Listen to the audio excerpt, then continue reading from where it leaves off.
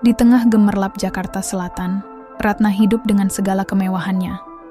Namun, di balik cahaya itu, ada bayang-bayang yang selalu ia abaikan. Seorang pengemis bernama Yanto. Apa jadinya jika seseorang yang selama ini diremehkan justru menjadi kunci kebahagiaan? Bisakah Ratna membuka hatinya untuk menerima kenyataan yang tak pernah ia duga? Assalamualaikum semuanya, selamat datang di channel Alesha Story. Sebelum kita mulai ceritanya, jangan lupa untuk tekan tombol like, komen, dan subscribe agar tak ketinggalan cerita menarik lainnya untuk menemani aktivitasmu. Dan ayo kita mulai ceritanya.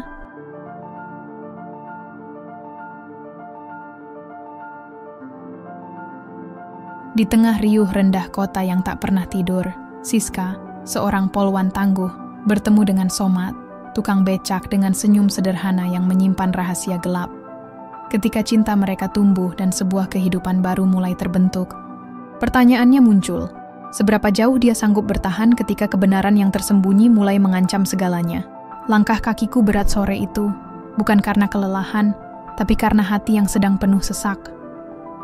Jam dinas sudah selesai sejak 1 jam lalu, tapi entah kenapa aku masih menyusuri jalanan pasar belakang sendirian. Seragam coklat ini, yang biasanya membuatku tegap, terasa seperti beban di bahu. Mungkin karena hari ini adalah tepat setahun sejak ayah meninggal, dan tidak ada satu orang pun yang tahu. Aku berjalan perlahan, membiarkan debu jalanan menempel di sepatuku. Pasar sudah mulai sepi, tinggal sisa-sisa pedagang yang membereskan dagangannya. Sore itu langit mendung, seperti mengerti suasana hatiku. Di tikungan, suara ribut membuatku berhenti. Jangan main pukul dong, Bang!" Suara seorang pria menggema. Aku bergegas ke arah sumber suara. Seorang pria tua bertubuh kurus sedang berdiri di depan becaknya, melindungi seorang anak kecil yang tampak ketakutan. Di depannya, 2 pemuda berjaket kulit tampak marah dan menantang. "Lu yang nabrak motor gua, sekarang sok-sokan bela diri, pula!" Bentak salah satu dari mereka sambil mendorong si tukang becak. Aku berjalan cepat. "Ada masalah apa ini?" Ketiganya menoleh. Seragamku berbicara sebelum aku membuka mulut lagi. Si tukang becak langsung menunduk hormat. "Bu, maaf. Saya cuma lagi anterin anak ini ke rumah neneknya. Tadi saya ngelindes kaki motor mereka. Tapi becak saya juga udah lecet," ujarnya cepat, wajahnya tampak pasrah. Pemuda yang satunya mendesis. "Kami cuma mau ganti rugi, Bu. Tapi orang ini malah sok nyolot." Aku menatap mereka bergantian. Becaknya udah rusak. Anak kecil di becaknya ketakutan. "Kalian mau minta ganti rugi atau cuma mau pamer otot?" Keduanya tampak kesal, tapi tidak cukup bodoh untuk membantah polisi berseragam. Mereka mengumpat pelan, lalu pergi sambil menatap tajam ke arah si tukang becak. Setelah mereka pergi, aku mendekat. "Kamu tidak apa-apa?" Si tukang becak mengangguk cepat, wajahnya datar, tapi matanya membuatku terdiam sesaat. Ada sesuatu di sana. Bukan rasa takut, tapi seperti ketenangan yang tak biasa. Matanya tenang, dalam, dan hangat. "Terima kasih, Bu Polisi. Kalau Ibu nggak datang tadi, bisa runyam." Aku mengangguk singkat, menatap becaknya yang tua. "Kamu tinggal di sekitar sini?" "Di ujung gang sana," katanya sambil menunjuk. "Saya biasa ngetem di pasar sejak pagi." Namanya Somat. Somat. Nama yang sederhana, seperti orangnya. Tapi entah kenapa, nama itu langsung tertanam dalam pikiranku.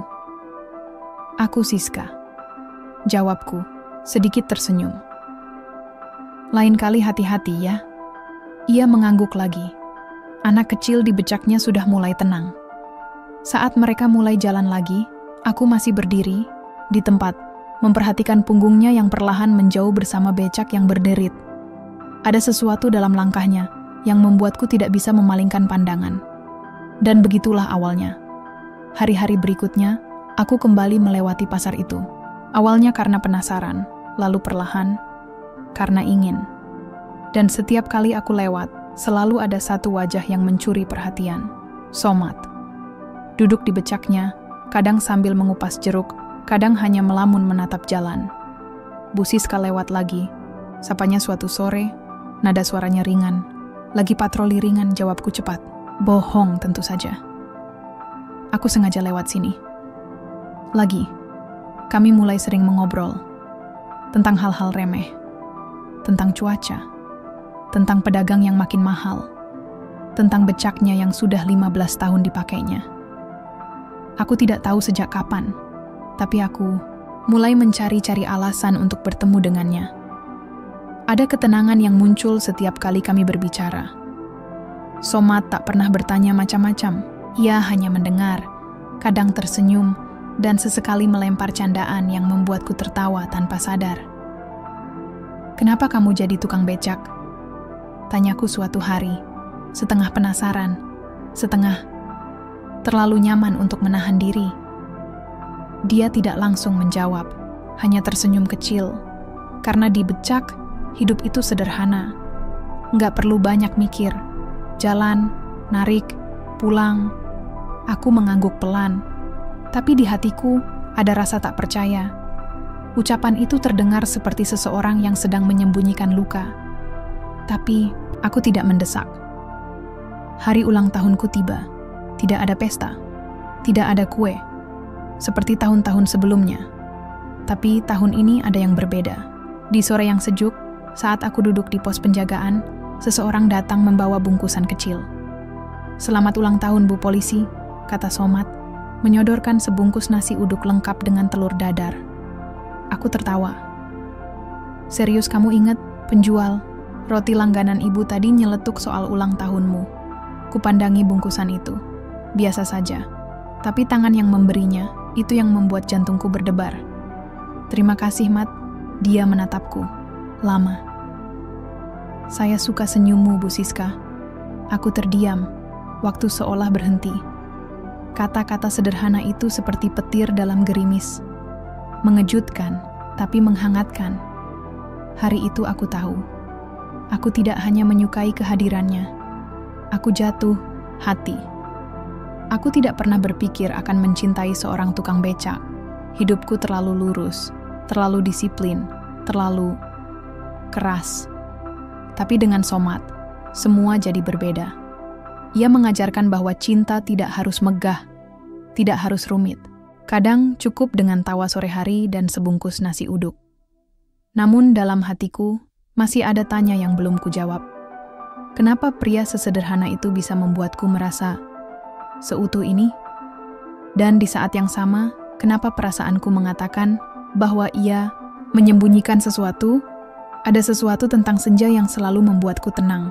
Entah itu semburat jingga yang menggurat langit, atau mungkin karena jam dinas hampir usai dan aku bisa menjadi diriku sendiri. Bukan polisi Siska, tapi hanya Siska. Seorang perempuan biasa yang ingin merasa hangat, dicintai, dan dibutuhkan. Dan sejak beberapa minggu terakhir, senja juga berarti satu hal lain. Somad. Kami mulai terbiasa duduk berdua di warung kopi kecil di pojok pasar. Warung itu sederhana, dengan bangku kayu yang berdecit setiap kali kau bergerak, dan dinding triplek yang dipenuhi coretan dan paku-paku yang tak tahu malu. Tapi di sanalah, hari-hari lelahku menjadi ringan. Somad selalu duduk dengan cara yang sama, bersandar santai, tangan kanan memegang gelas kopi, mata memandang jauh seakan menyimpan 1000 cerita yang tak pernah dia bagikan. "Aku heran," kataku suatu sore, "kenapa kamu bisa tahan duduk di becak berjam-jam, panas, debu, dan ya, hidupmu keras." Somad tersenyum kecil. "Karena becak itu kayak hidup. Kalau nggak kayu, ya diam di tempat." Aku tertawa pelan. "Kamu bisa aja, Mat." Ia menatapku, matanya lembut. "Tapi Bu Siska belum pernah naik becak saya." Aku mendongak, mengerutkan kening. "Kamu ngajak aku naik becak sekarang? Kenapa enggak? Anggap aja hiburan habis kerja." Ujarnya santai. Tapi aku tahu dia serius. Kupandangi dia sejenak. Lalu, entah kenapa, aku mengangguk. Angin sore menyapu rambutku ketika aku duduk di jok belakang becaknya. Rasanya aneh. Aku yang biasa naik mobil dinas dan mengatur lalu lintas, kini duduk di becak tua, di belakang lelaki yang bahkan tak punya sepeda motor. Tapi anehnya, aku merasa aman. Bahkan, aku merasa bebas. "Pegangan, Bu. Becak saya bisa ngebut di turunan," katanya sambil tertawa. Kami menyusuri jalanan kecil di antara rumah-rumah padat penduduk. Anak-anak berlari di pinggir jalan, ibu-ibu menjemur pakaian, dan beberapa orang melambaikan tangan ke arah kami. Mereka mengenal Somad. Mereka tersenyum padanya, dan dia membalas dengan anggukan santun yang tulus.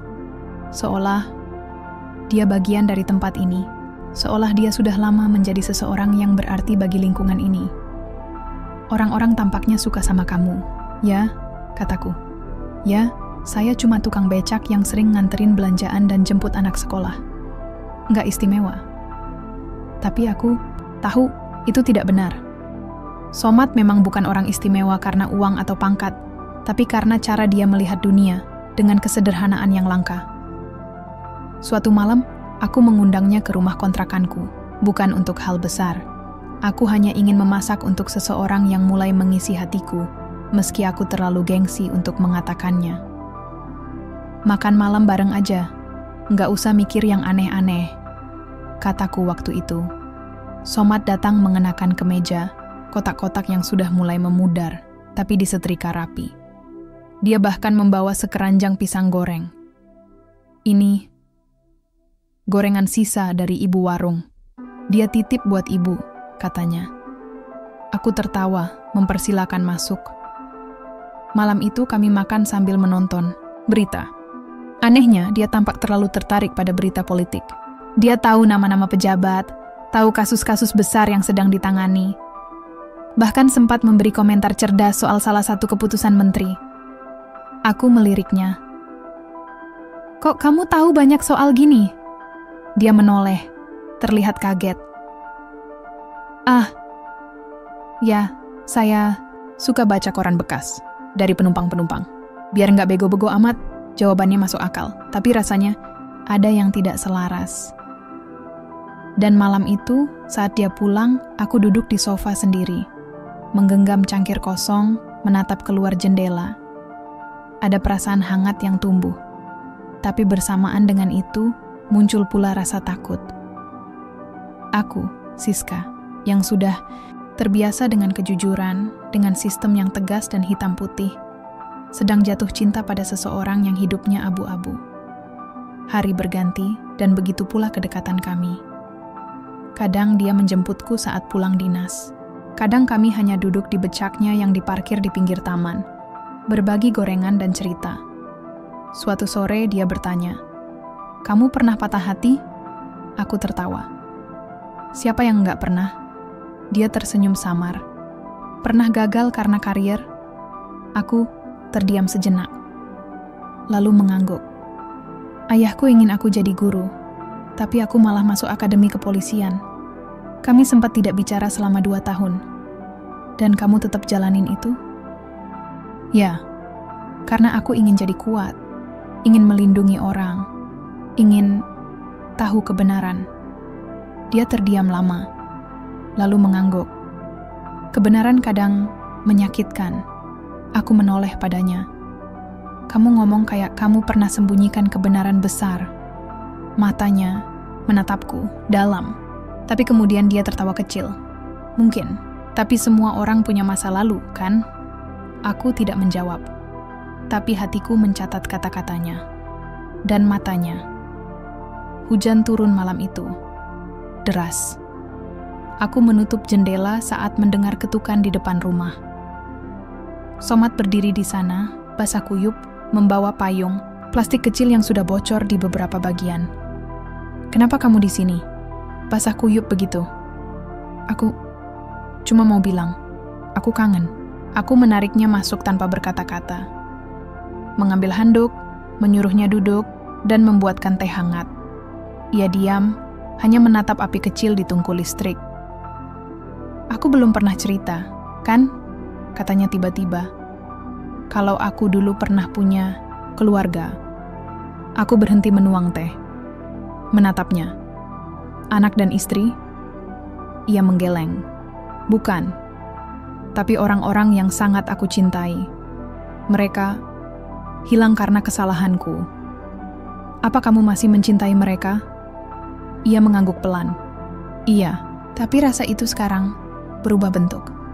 Aku duduk di sampingnya, tidak bertanya lebih lanjut. Kadang, luka tidak butuh jawaban, hanya pengertian.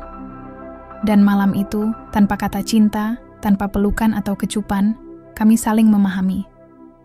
Cinta itu tumbuh dalam diam, dalam hujan, dalam teh hangat dan tatapan yang bicara lebih banyak dari mulut. Aku tahu, aku makin dalam, makin tak bisa berpaling. Tapi bersamaan dengan itu, firasatku tentang rahasia di balik mata Somad semakin kuat.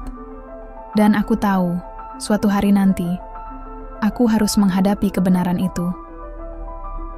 Aku percaya, ada hal-hal yang tak bisa dijelaskan hanya dengan logika. Seperti perasaan yang tiba-tiba datang, atau kenangan yang mendadak terasa hidup kembali. Dan malam itu, saat hujan menetes di atap seng rumah kontrakanku, aku sadar, hidupku tak lagi sama. Somad duduk di meja makan kecilku, mengenakan kaos lusuh yang kuberikan, setelah baju basahnya digantung di dekat kipas. Rambutnya masih setengah kering, tapi wajahnya terlihat damai. Aku duduk di seberangnya, menatap diam teh yang mulai dingin di cangkirku. Mau cerita? Tanyaku akhirnya. Dia mengangkat kepalanya, menatapku dalam. Mata itu selalu jujur, tapi seperti menyimpan dunia yang tak bisa aku masuki. Kalau aku cerita, kamu masih mau lihat aku sama seperti sekarang? Pertanyaan itu membuat dadaku menghangat sekaligus menegang. Aku menarik napas dalam-dalam, lalu menjawab pelan. Aku nggak janji akan bisa langsung terima semuanya, tapi aku ingin tahu siapa kamu sebenarnya, Mat. Dia mengangguk pelan.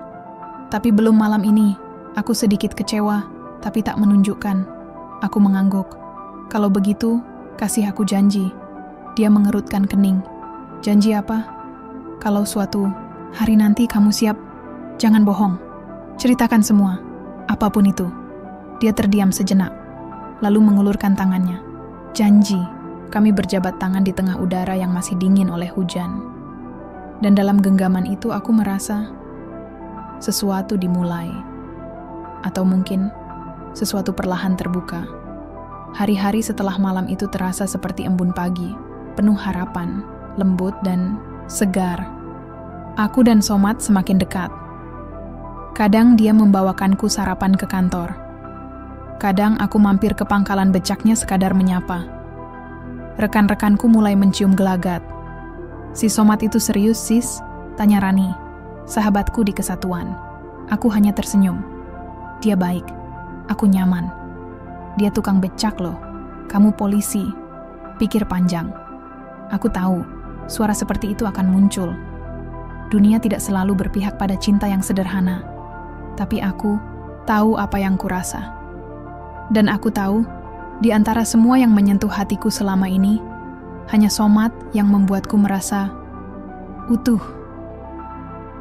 Suatu malam, aku sakit, demam tinggi, sendiri di rumah, tanpa keluarga.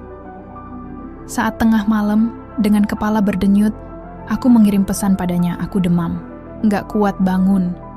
15 menit kemudian, ia tiba, membawa termos berisi air hangat dan bubur ayam yang masih mengepul. Aku nggak bisa masak, tapi aku titip ke Bu Sari, katanya sambil tersenyum kecil.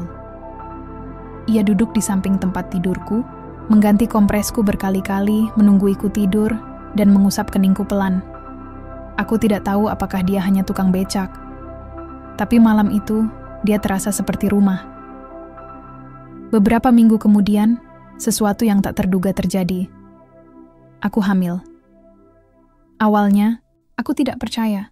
2 garis merah di tespek terasa seperti lelucon. Tapi saat ku tatap cermin, aku tahu tubuhku berubah. Dan lebih dari itu, hatiku berubah.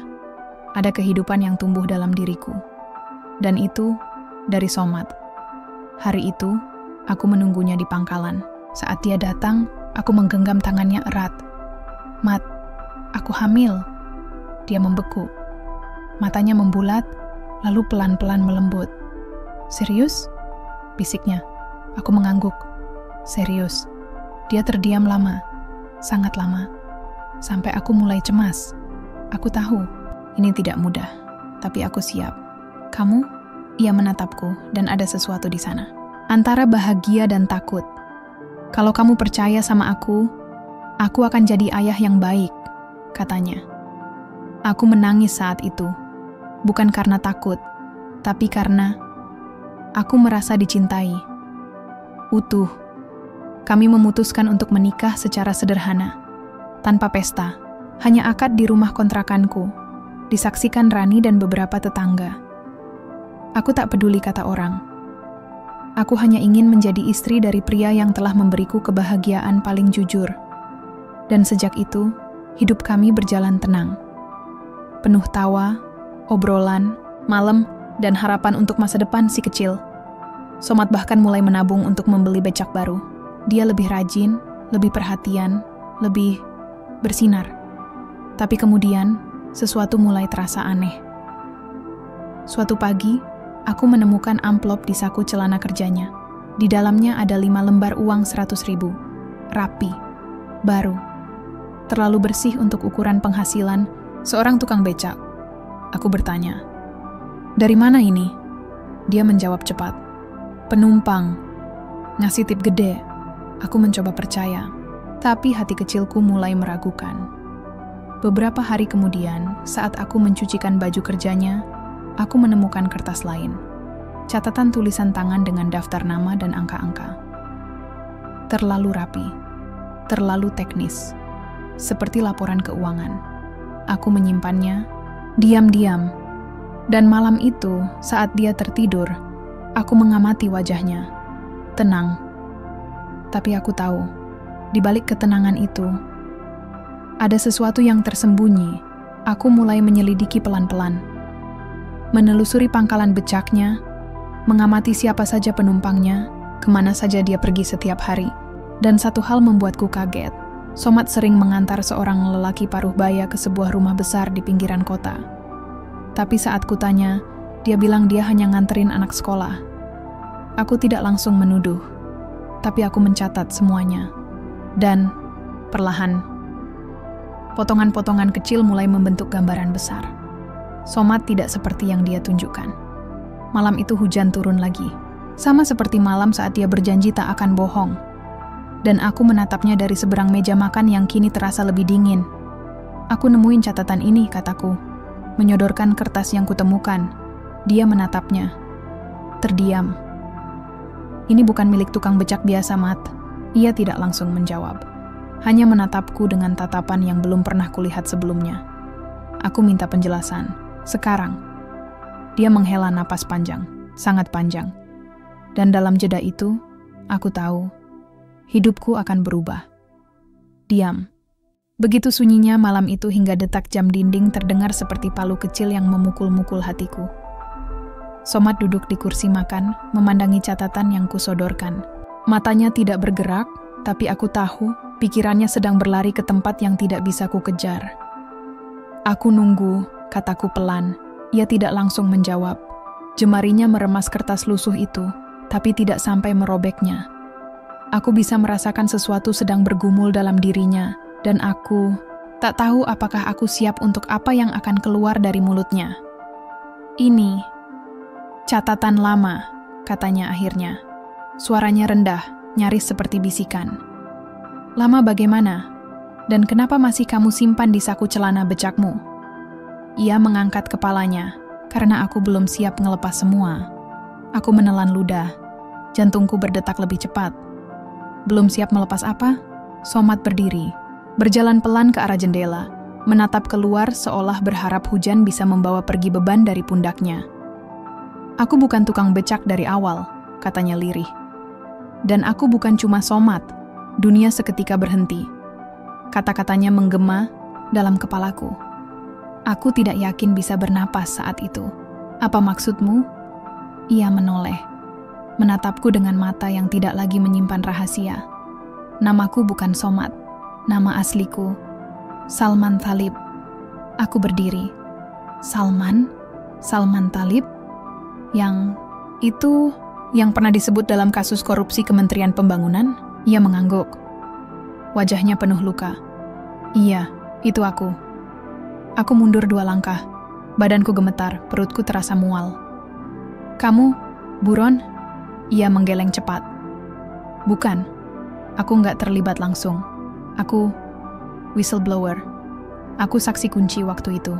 Tapi mereka balik nyeret namaku, biar aku diem. Aku tidak tahu harus percaya atau tidak. Kamu bilang kamu nggak bohong. Tapi semuanya ini satu hidup yang kamu palsukan. Dia mendekat.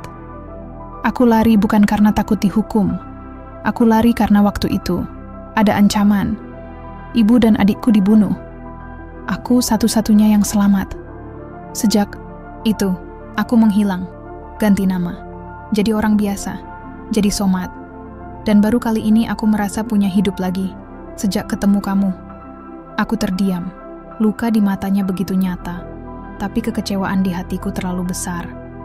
Air mataku mengalir tanpa bisa kutahan. Kenapa kamu nggak bilang dari awal? Karena aku takut kehilangan kamu. Kamu sudah kehilangan aku, Mat. Bukan karena masa lalumu, tapi karena kamu menutupinya dari aku. Ia menunduk, lama. Aku berjalan ke kamar, menutup pintu tanpa mengucap sepatah kata pun. Di balik daun pintu, aku terduduk, menggenggam perutku yang mulai membesar. Bayi kami bergerak, entah karena merasakan kecamuk di tubuhku atau hanya kebetulan. Maaf, nak. Ibu bingung. Keesokan paginya rumah sepi. Aku menemukan secarik kertas di meja makan. Tulisannya terburu-buru. Maaf karena tidak jujur. Aku butuh waktu. Tapi aku nggak akan lari. Aku akan kembali, sis. Somat dan aku tahu dia benar-benar pergi. Hari-hari setelah itu penuh pertanyaan. Rani mengernyit melihat wajahku yang pucat dan mata sembab.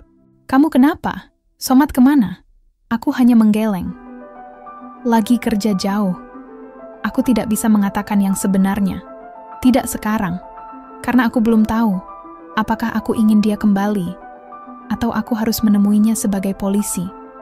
Aku mulai membuka berkas-berkas lama, meminjam akses penyidik dari rekan di unit tindak pidana korupsi.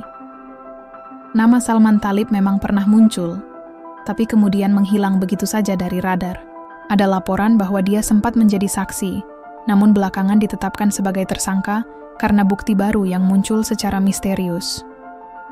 Namun yang menarik, kasus itu kemudian ditutup.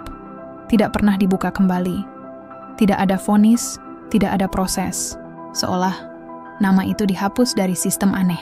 Aku semakin penasaran, dan rasa itu bercampur dengan amarah, kekecewaan, dan kerinduan. Karena seberapapun aku mencoba membenci, aku tetap merindukan Somat, atau Salman, atau siapapun dia sebenarnya. Malam itu, aku bermimpi. Aku berada di sebuah taman gelap, sendiri. Hujan turun deras, dan aku menggigil. Tapi dari kejauhan, aku melihat bayangan seseorang. Dia berdiri diam, memandangku, tapi tidak mendekat. "Kenapa kamu pergi?" tanyaku. Dia tidak menjawab, hanya menatapku dengan mata yang penuh sesal. Aku terbangun dengan air mata di pipi, dan besok paginya, aku membuat keputusan. Aku pergi ke pangkalan becak. Tempat kami biasa duduk, minum kopi, bercanda. Tapi tak ada Somat. Hanya ada Pak Bowo, tukang becak lain yang lebih tua. "Somat udah seminggu nggak kesini," katanya. "Ada titip surat buat ibu." Jantungku berdebar. Aku menerima surat itu dengan tangan gemetar. "Kalau kamu baca ini, berarti aku belum siap kembali. Aku sedang menyelesaikan urusan yang lama belum selesai. Bukan untuk diriku, tapi untuk kamu. Untuk anak kita. Aku tahu aku salah karena menyembunyikan semuanya. Tapi aku lebih takut kalau kamu diseret ke dalam dunia yang pernah menghancurkan hidupku. Doakan aku, sis Salman." Aku menggenggam surat itu erat-erat. Langit di atas pasar mendung, dan air mataku jatuh bersama embusan angin yang berbau. Tanah dia tidak lari, tapi dia memilih menanggung semuanya sendiri. Aku memandangi perutku yang mulai membuncit. Si kecil ini akan lahir di dunia yang penuh rahasia. Tapi aku akan pastikan dia tidak hidup dalam kebohongan. Dan aku akan mencari Somad. Karena aku bukan hanya seorang istri. Aku seorang polisi. Dan aku akan menemukan kebenaran. Apapun harganya. Hidup berubah cepat ketika kita menyadari bahwa orang yang kita cintai menyimpan dunia yang tak pernah kita tahu. Dan lebih menyesakan lagi saat kita tak tahu apakah kita masih bagian dari dunia itu atau hanya penonton di pinggiran. Sejak surat itu kuterima, pagi-pagiku tak lagi sama. Setiap sudut kota yang kulewati dalam tugas terasa menyimpan kemungkinan. Setiap tukang becak yang melintas membuatku menoleh. Setiap lelaki dengan langkah tergesa membuatku berharap. Tapi Somad tidak pernah muncul. Hari itu, aku memutuskan untuk tak menunggu lagi. Aku duduk di ruang kerja kecilku, dengan laptop menyala, membuka file investigasi yang dulu sempat kututup. Nama Salman Talib kuketik dengan jari gemetar. Database kepolisian menyimpan banyak, terlalu banyak, tapi semuanya seperti menyisakan lubang aneh. Nama itu pernah ada, tapi kemudian hilang. Seperti dihapus, bukan oleh sistem, tapi oleh tangan-tangan yang tahu cara menyembunyikan jejak. Aku menatap monitor. Mataku terasa panas. Aku butuh bantuanmu, bisikku pada layar kosong. Dan beberapa menit kemudian, aku mengirim pesan ke Rani. Ran, kamu masih kenal dengan orang cyber di bagian Intel? Aku butuh akses untuk buka arsip yang pernah dikunci 7 tahun lalu. Jawabannya datang 5 menit kemudian. Kamu cari siapa, sis? Salman Talib, astaga. Itu bukan nama kecil, sis. Aku tahu. Tapi ini soal hidup dan mati. Malamnya, aku menerima flash disk kecil lewat tangan Rani dengan pesan singkat. Buka ini di rumah. Jangan pakai jaringan kantor. Begitu sampai di kontrakan, dengan jantung berdebar, aku memasangnya di laptop pribadi. Sebuah folder muncul. Salman Tech Confidential. Di dalamnya ada belasan dokumen, laporan audit, bukti transfer, foto-foto pertemuan, rahasia, dan satu rekaman suara. Aku memutar rekaman itu. Saya Salman Talib. Saya ingin menyampaikan bahwa pejabat yang terlibat dalam proyek jalan lintas provinsi menerima suap dari 3 kontraktor. Saya punya data lengkap, termasuk percakapan mereka yang terekam. Tapi setelah pengakuan ini, saya minta perlindungan untuk ibu dan adik saya. Suara itu, suara Somad, tapi nadanya berbeda. Tegas, penuh tekanan, seperti seseorang yang tengah mempertaruhkan hidupnya sendiri. Aku menahan napas, karena saya tahu, setelah ini saya bukan hanya target, saya musuh. Rekaman terhenti. Aku bersandar di kursi, menatap langit-langit. Dada ini sesak. Somad bukan buronan. Dia bukan penjahat. Dia adalah saksi yang dikorbankan. Aku berangkat ke lokasi terakhir yang disebut dalam dokumen. Sebuah rumah tua di daerah pinggiran kota yang konon digunakan Salman untuk bersembunyi setelah keluarganya terbunuh. Rumah itu kini kosong. Jendela-jendelanya tertutup papan. Tapi saat aku menelusuri halaman belakang, aku menemukan sisa puntung rokok yang masih hangat, baru saja dipakai. Ada seseorang di sini, atau baru saja pergi. Aku kembali ke mobil, memasang topi seragam yang biasa kulepas. Kali ini, aku datang sebagai polisi. Pencarian berikutnya membawaku ke sebuah bengkel kecil, tempat nama Salman T. Tertera dalam catatan kendaraan palsu yang digunakan untuk menyamar. Pemilik bengkel mengenal nama itu. Iya, dulu dia sempat nitip motor lama buat dibongkar. Katanya buat proyek seni, katanya sambil tertawa kecil. Tapi orangnya baik, sering ngasih rokok ke anak-anak sini. Masih suka ke sini. Dia menggeleng. Terakhir 2 bulan lalu. Tapi kadang ada orang mirip dia kelihatan di musala belakang. Aku mengikuti arah yang ditunjuk. Musala kecil itu sepi, tapi di sudut ruang, aku menemukan peci lusuh. Di baliknya, ada potongan foto kecil. Aku dan dia duduk di depan rumah kontrakan. Foto itu kusembunyikan dulu di dompet, lalu hilang. Jadi dia masih menyimpan ini? Hatiku seketika remuk. Ada cinta di balik semua ketakutan itu. Aku pulang malam, itu dengan kepala penuh teka-teki dan hati yang tak karuan. Kurasakan bayi dalam perutku menendang. Aku usap perutku perlahan. Nak, ayahmu bukan penjahat.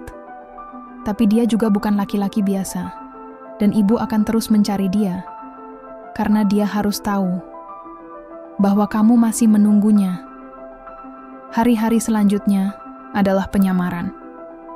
Aku cuti dari dinas, resmi karena kehamilan yang makin besar, tapi sesungguhnya untuk menyelidiki Somat lebih dalam.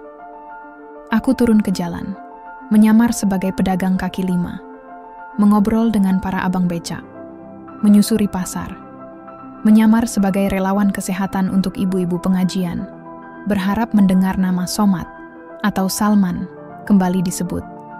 Sampai suatu sore, seorang pemuda menyebutkan sesuatu yang menggetarkan dadaku. Kemarin aku lihat abang becak mirip Somat di stasiun lama, tapi dia pakai masker dan topi. Duduk diam, kayak nunggu seseorang. Aku langsung berangkat ke stasiun tua yang kini sudah tak dipakai. Dan benar, di sana, di bangku kayu panjang yang lapuk, ada bekas puntung rokok dan sebuah botol air mineral yang baru dibuka. Dia di sini. Baru saja. Aku berjalan menyusuri rel yang berkarat, berharap melihatnya, tapi tak ada siapa-siapa. Tiba-tiba, ponselku berdering. Nomor tak dikenal. Siska. Aku membeku. Itu suaranya. Jangan cari aku lagi. Aku minta maaf. Somat, di mana kamu? Aku dekat. Tapi aku nggak bisa ke sana sekarang. Percayalah, aku cuma ingin kamu dan anak kita aman. Aku tahu segalanya, Mat. Aku tahu kamu bukan buronan. Aku dengar rekaman itu. Aku tahu kamu saksi. Kenapa kamu masih kabur? Hening. Lalu dia bicara lagi. Pelan. Karena mereka belum selesai, sis. Dan kalau kamu terlalu dekat denganku, kamu juga akan jadi target. Klik, sambungan terputus. Dan, untuk pertama kalinya, aku tidak marah. Aku hanya takut. Bukan takut padanya, tapi takut kehilangan dia selamanya. Hari demi hari berlalu, dan setiap malam terasa semakin panjang. Tak ada kabar, tak ada suara, tak ada tanda.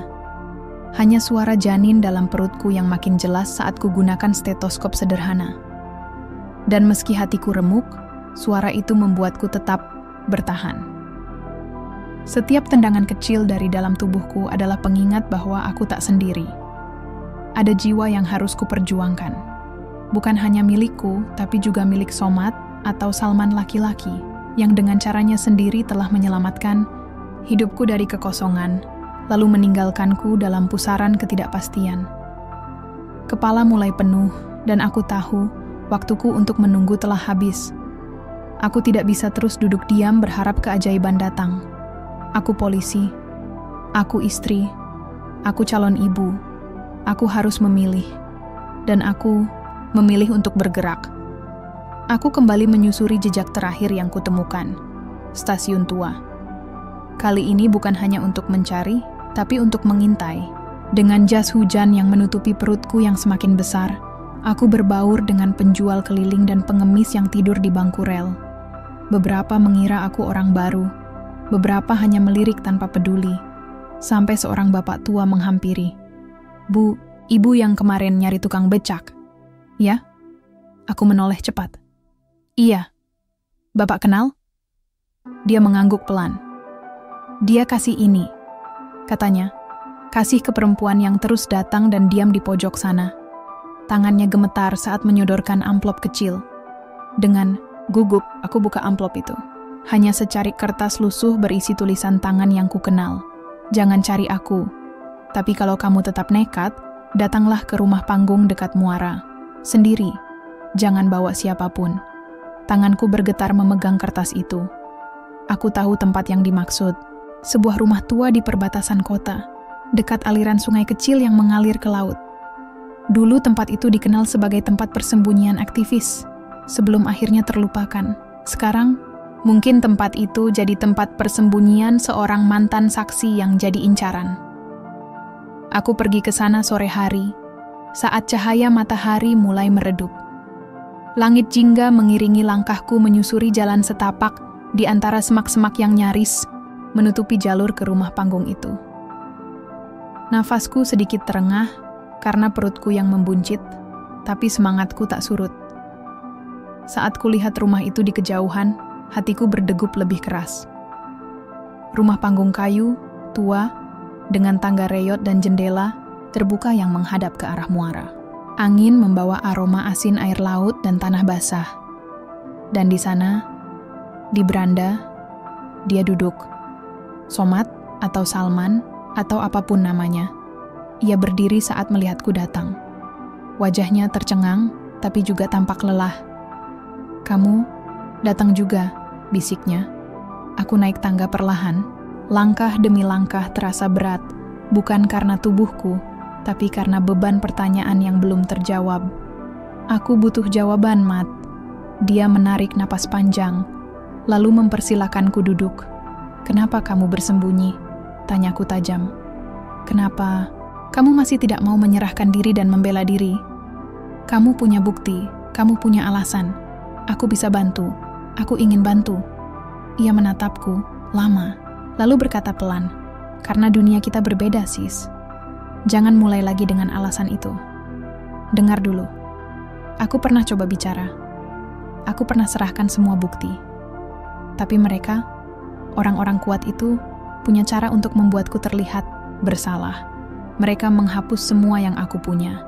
Mereka membunuh orang-orang yang dekat denganku. Ibuku, adikku, mati. Dan sekarang kamu." Dia menoleh padaku. Matanya penuh kekhawatiran. "Kamu adalah satu-satunya orang yang masih aku cintai. Aku nggak bisa kehilangan kamu juga." Aku menahan napas. "Tapi kamu sudah kehilangan aku, Mat. Saat kamu memilih diam." "Bukan diam. Aku memilih melindungi. Kami terdiam cukup lama. Angin sore menggoyangkan dedaunan di sekitar rumah.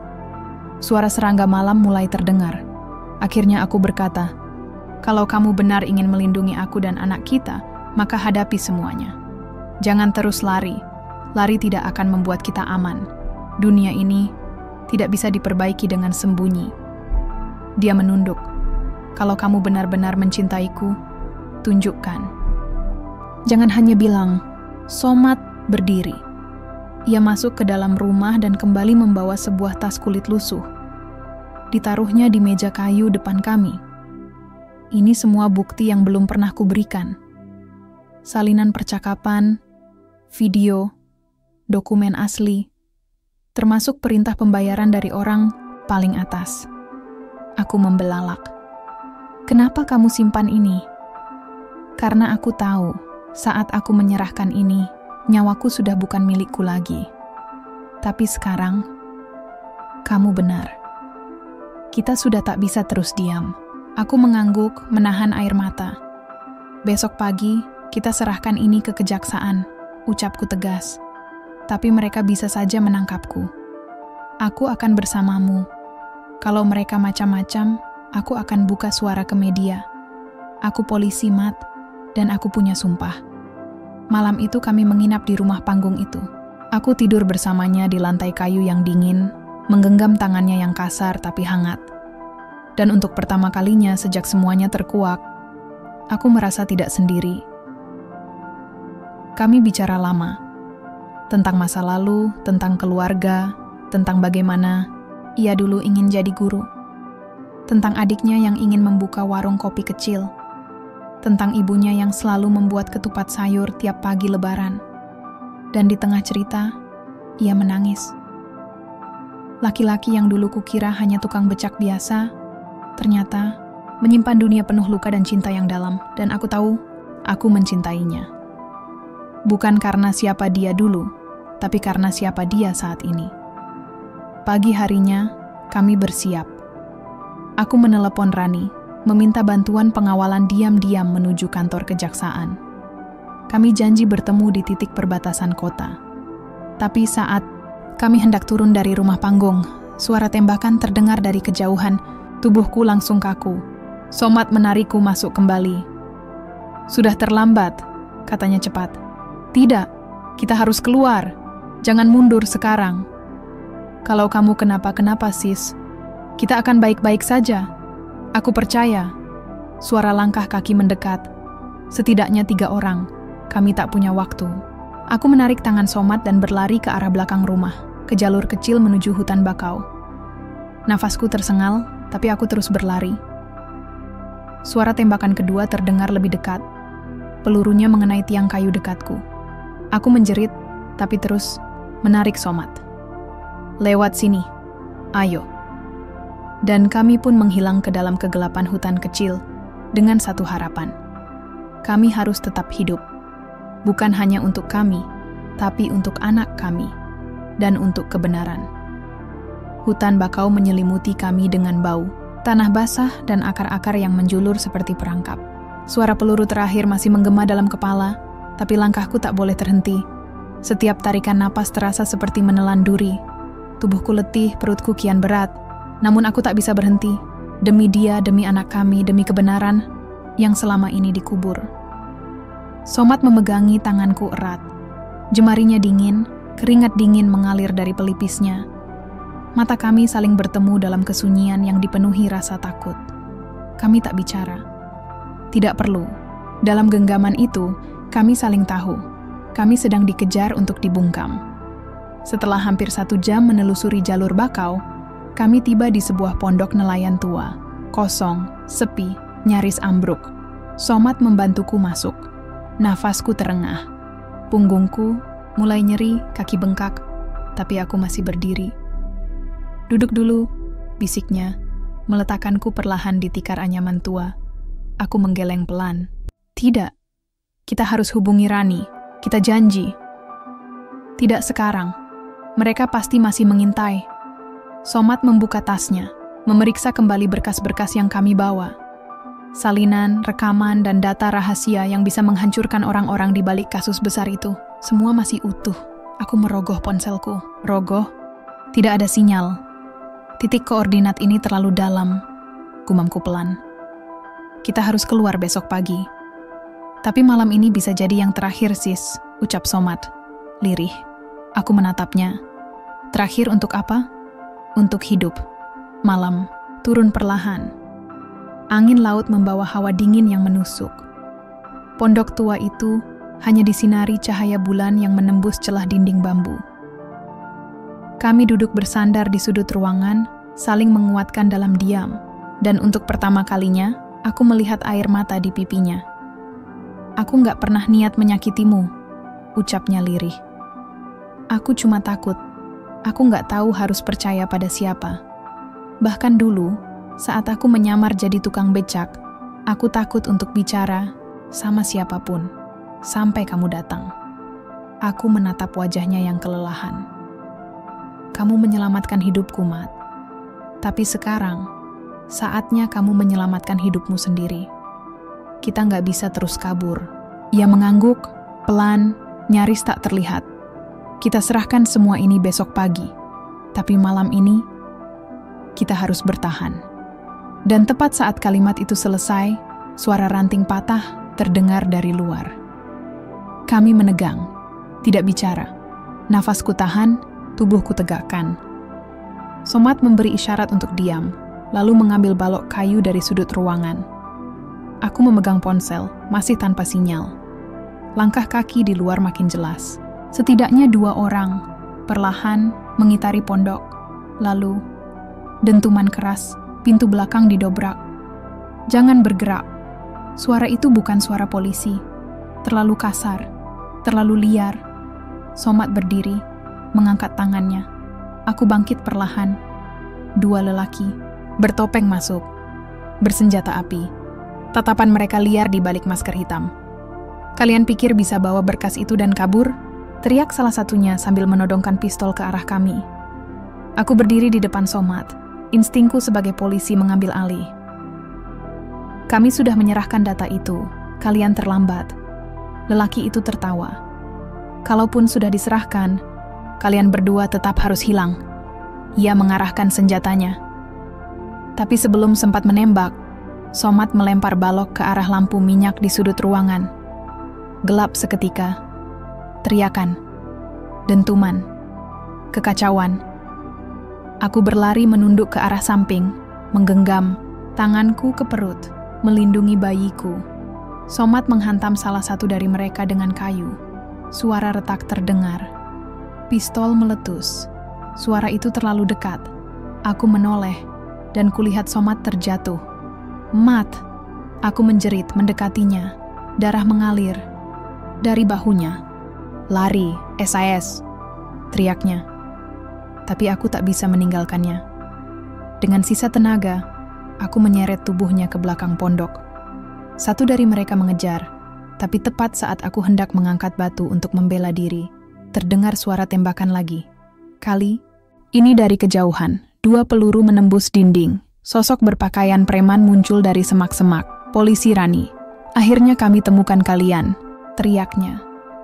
Baku tembak terjadi. Kedua penyerang dilumpuhkan. Salah satu ditangkap hidup-hidup, aku berlutut di tanah, memangku Somat yang pucat. Darah masih mengalir. Tapi dia sadar. Mat, tahan. Tolong tahan. Dia menatapku lemah. Kamu, selamat? Aku mengangguk, air mata tak tertahan. Kita akan ke rumah sakit. Kamu akan sembuh. Dan untuk pertama kalinya sejak semuanya dimulai, aku benar-benar percaya. 2 hari kemudian, aku duduk di ruang rumah sakit. Perutku kini kian berat. Tubuhku letih. Tapi hatiku mulai terang. Somat dalam kondisi stabil. Tangan dan bahunya dioperasi, tapi ia sadar dan bisa bicara. Rani datang membawa kabar baik. Penyerang itu salah satu orang dari kontraktor yang disebut dalam dokumen. Mereka akan buka mulut. Kasusnya mulai terbuka. Semua data yang kamu dan Somat bawa sudah dicocokkan. Aku mengangguk. Kalau begitu, ini baru permulaan. Rani menatapku. Kamu masih yakin mau terus mendampingi dia? Ini belum selesai. Mungkin kamu akan kehilangan pangkat. Atau lebih buruk. Aku menatap bayi yang mulai aktif di perutku. Aku tidak kehilangan apapun. Aku justru baru menemukan sesuatu. Kebenaran. Dan keluarga. Dan malam itu, untuk pertama kalinya sejak semua kekacauan itu, aku duduk di samping ranjang Somat, menggenggam tangannya. Kita tidak akan sembunyi lagi, ucapku. Ia menoleh, tersenyum, samar. Dan anak kita akan lahir di dunia yang sedikit lebih jujur. Kami saling menggenggam. Dalam diam, kami sepakat. Hidup ini terlalu singkat untuk ditutup dengan kepalsuan. Kami akan hadapi semuanya. Bersama. Aku duduk di bangku pengunjung. Ruang sidang, mengenakan seragam biru kebanggaanku. Rasanya seperti duduk di 2 dunia yang berbeda. Satu kaki berada dalam sistem yang telah kubela selama bertahun-tahun, dan satu lagi tertambat pada cinta yang telah memberiku hidup baru, meski penuh luka dan pengkhianatan. Somat duduk tak jauh. Dariku, tangannya masih dibebat perban, wajahnya tegas, meski garis lelah tak bisa disembunyikan. Ia bukan lagi tukang becak yang dulu menunduk saat bicara. Kini ia berbicara dengan kepala tegak, menghadapi pengacara dan jaksa dengan keyakinan tak tergoyahkan. Aku menyaksikannya berdiri di hadapan majelis hakim. Suaranya tenang. Ia mengungkap bagaimana dirinya terlibat dalam proyek pengadaan fiktif. Bertahun-tahun lalu, bagaimana ia menemukan penyimpangan, dan bagaimana saat ia memutuskan untuk melapor, keluarganya justru dibungkam satu persatu. Aku tidak kabur karena bersalah, ucapnya di depan ruang sidang yang hening. Aku kabur karena sistem lebih sering melindungi pelaku daripada pencari kebenaran. Aku menahan air mata. Di sekeliling, para wartawan menunduk mengetik cepat. Kilatan kamera sesekali menyambar. Kasus ini sudah jadi berita utama selama berhari-hari. Bukan hanya karena besarnya kerugian negara yang terungkap, tapi karena kisah Somat, si tukang becak misterius, yang ternyata mantan direktur muda di perusahaan kontraktor milik negara. Dan juga karena aku, polwan yang mengandung anaknya dan memilih tak melaporkannya saat tahu siapa dia sebenarnya. Sebelum sidang ini, aku dipanggil oleh bagian pengawasan internal. Disodori 2 pilihan. Menyerahkan pernyataan tertulis bahwa aku menyesali keputusan menyembunyikan tersangka, atau menyerahkan lencana dan menerima sanksi etika. Aku ingat betul malam itu. Aku duduk di depan meja komisi etik. Perutku yang besar membuatku makin sulit bernapas, namun aku tidak goyah. Saya tahu apa yang saya langgar, ucapku dengan suara mantap. Tapi saya juga tahu apa yang saya selamatkan. Seorang saksi hidup, seorang ayah, seorang manusia yang sedang dikejar untuk dibungkam, bukan untuk diadili. Dan jika kami tetap mencabut jabatanmu, aku menatap lurus. Saya akan keluar dengan kepala tegak. Kembali ke ruang sidang, hakim menunduk membaca berkas.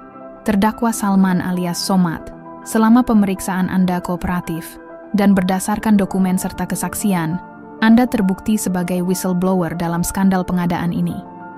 Namun Anda tetap melanggar hukum dengan menyembunyikan diri, memalsukan identitas, dan tidak menyerahkan bukti lebih awal. Jantungku berdebar, napasku tertahan. Majelis hakim menjatuhkan hukuman penjara 2 tahun, dengan pemotongan masa tahanan dan syarat pengawasan terbatas, serta perlindungan negara sebagai saksi kunci. Aku menunduk, menahan desah lega. Itu bukan vonis terbaik, tapi cukup. Somad akan tetap hidup. Kami masih punya waktu. Anak kami masih bisa mengenalnya. Beberapa hari setelah persidangan, aku kembali ke rumah kontrakan kami yang sederhana. Sinar matahari menembus tirai tipis, menerangi dinding kayu yang sempat jadi saksi malam-malam penuh air mata dan ketakutan. Kini, suasananya berbeda. Di meja makan, terdapat setumpuk surat ucapan dari rekan-rekan satu angkatan. Beberapa mengirim doa, beberapa mempertanyakan pilihanku, tapi satu surat dari atasanku membuatku diam cukup lama. Siska, dalam hidup ini kita memang sering diuji bukan hanya oleh benar dan salah, tapi oleh rasa dan tanggung jawab. Aku kecewa, tapi aku mengerti. Semoga kamu tetap percaya bahwa satu langkah jujur lebih berarti daripada 1000 langkah pura-pura. Aku menutup surat itu perlahan. Hari itu juga, aku menulis pengunduran diri. Bukan karena kalah, tapi karena ingin memulai sesuatu yang baru tanpa bayang-bayang seragam yang dulu kucintai, namun kini menyesakan. Waktu berlalu. Hari kelahiran semakin dekat. Aku mengunjungi Somad di rumah tahanan. Ia diperbolehkan menerima kunjungan terbatas karena statusnya sebagai saksi negara. Kami duduk berhadapan di ruang kecil, dipisahkan oleh meja, tanpa penghalang kaca. Kali ini, ia tampak lebih kurus, tapi matanya terang. Anak kita akan lahir minggu depan, ucapku, tersenyum kecil. Ia tersenyum, lalu menghela napas. Aku ingin dia tahu bahwa meski ayahnya ini pernah menyamar dan hidup dalam kebohongan, tapi satu hal yang tak pernah pura-pura adalah rasa cintaku padamu dan padanya. Aku menggenggam tangannya. Dia akan tahu, karena aku akan menceritakannya semua dari awal. Ia menatapku. Kamu masih mau bersamaku? Aku tidak memilih jalan ini untuk berhenti di tengah. Aku memilih karena aku yakin. Dan keyakinan itu belum luntur. Kami terdiam. Tak ada kata yang bisa menggambarkan kedalaman rasa yang lahir dari perjalanan ini. Sebuah perjalanan yang tak pernah mudah, tapi nyata. Malam menjelang kelahiran, aku berdiri di teras kontrakan, memandangi langit malam. Bintang-bintang berkerlipan seolah ikut menyaksikan cerita hidup yang kususun ulang dari puing-puing rahasia dan cinta. Aku tahu, jalan di depan masih panjang. Somad akan bebas, tapi hidup kami tak akan kembali seperti dulu. Tapi aku tak menyesal, karena di setiap luka ada pelajaran, dan di balik setiap rahasia ada pilihan. Aku memilih untuk tetap mencintai, aku memilih untuk memaafkan. Dan yang terpenting, aku memilih untuk hidup dalam kebenaran, meski harus kehilangan segalanya. Karena hidup bukan soal apa yang kita kenakan di dada, entah itu lencana, seragam, atau status. Tapi tentang apa yang kita simpan di hati. Dan hatiku telah memilih. Aku masih bisa mengingat dengan jelas tangisan pertamanya. Tangisan yang merobek keheningan ruang bersalin, menggetarkan dadaku, menggantikan setiap luka dengan keajaiban yang belum pernah kurasakan sebelumnya. Di detik itu, juga, aku tahu bahwa hidupku sudah berubah untuk selamanya. Selamat ya Bu Siska.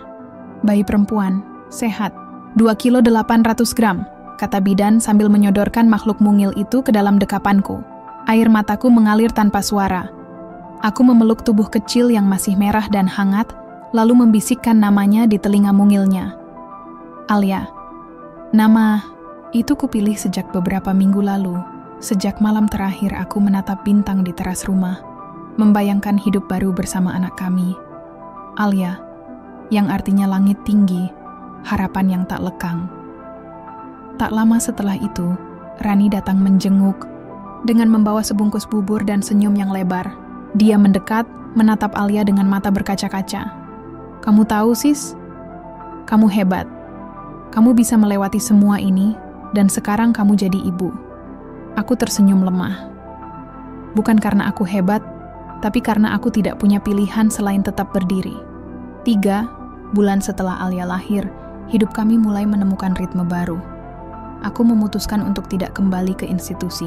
Setelah mengundurkan diri, aku membuka layanan konseling gratis bagi perempuan korban kekerasan dan istri-istri yang menghadapi tekanan hukum karena kasus pasangannya.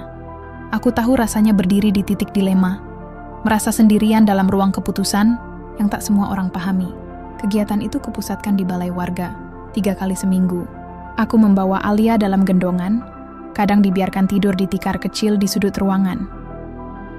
Perempuan-perempuan datang satu persatu, tak hanya untuk meminta bantuan hukum, tapi juga sekadar didengar.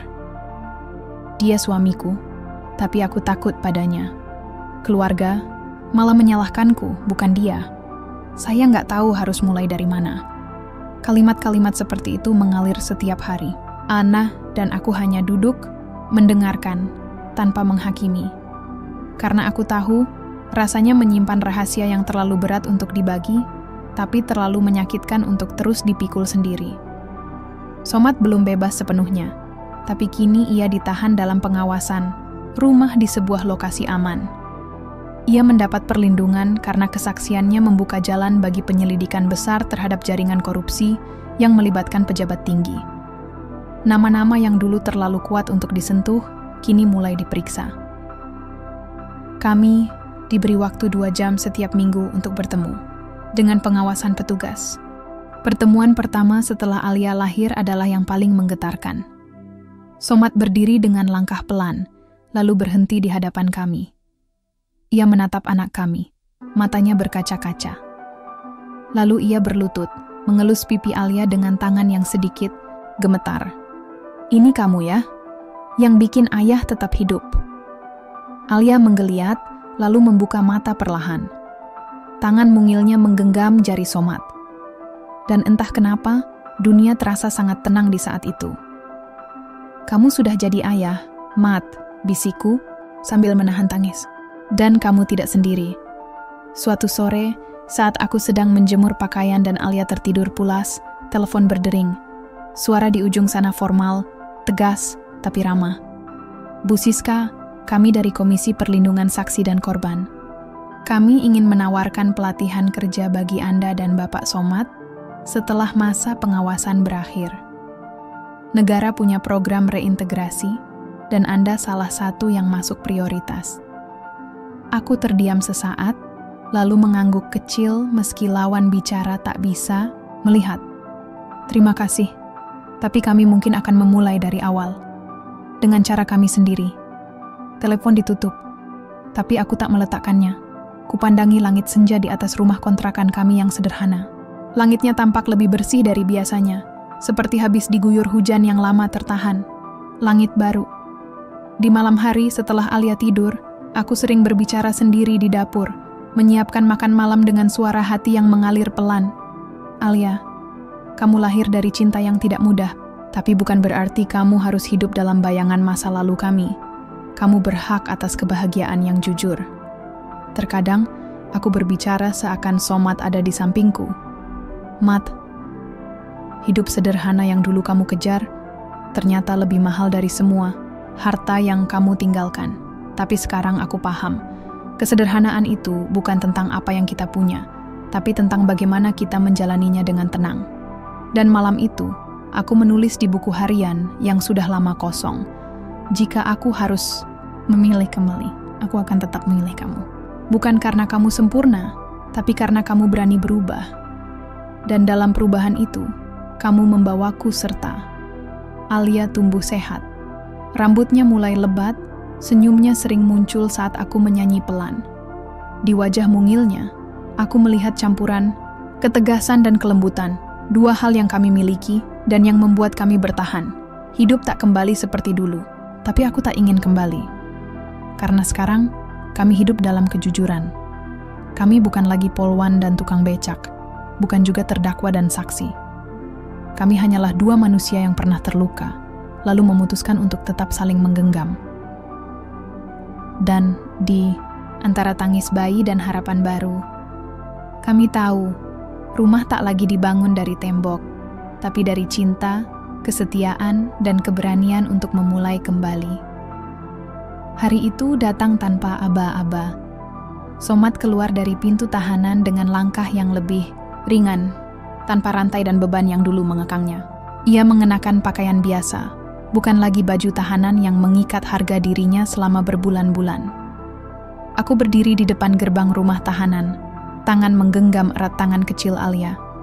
Mata kami tertuju pada sosok itu, laki-laki yang dulu ku kenal sebagai tukang becak, kini kembali sebagai suami dan ayah yang bebas. Ketika Somat melangkah mendekat, aku melihat tatapan matanya yang penuh haru dan syukur. "Kita sudah di luar, Mat," bisikku lembut. Ia tersenyum, sedikit kikuk, lalu memelukku dengan erat.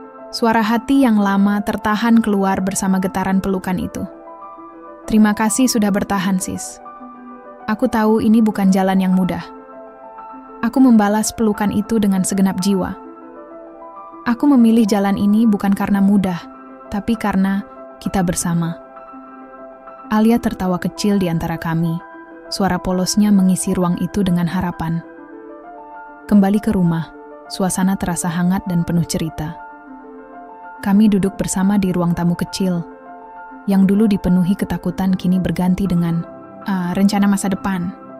Bagaimana kalau kita mulai bisnis kecil-kecilan? Sesuatu yang sederhana, tapi punya arti. Somat mengusulkan. Aku menatapnya, lalu mengangguk. Aku setuju. Kita bisa mulai dengan warung makan. Aku akan bantu mengurus, kamu yang masak.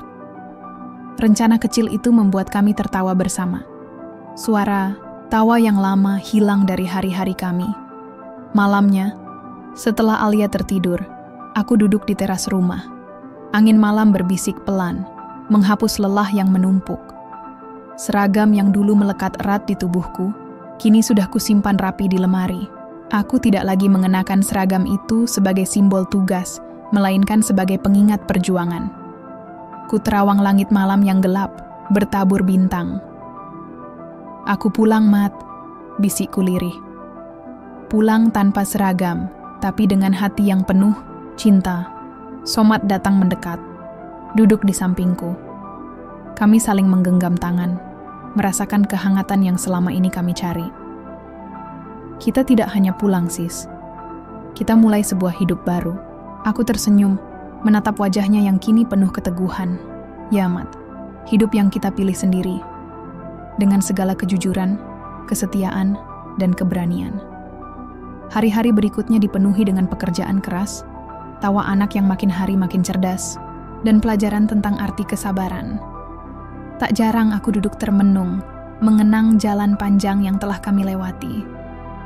Aku tahu, cinta ini bukan sekadar cerita manis, tapi cerita tentang keberanian untuk tetap bersama, meskipun dunia tak selalu mendukung.